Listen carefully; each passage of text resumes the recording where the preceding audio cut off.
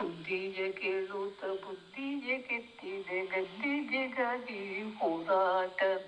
ಮೋಸದ ಕಾರ್ಯವ ಕೇಶವ ಮೆಚ್ಚನು ಹಾಸದ ಹಿಂದೆ ಒಳಸಂಚು.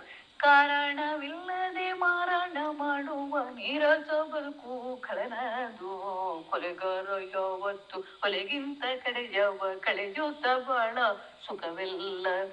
ನೋವನ್ನು ಕೊಡುತ್ತಲೇ ಭಾವವ ಕೆಡಿಸಲು ದೇವನು ನಿನ್ನ ಶಪಿಸುವ.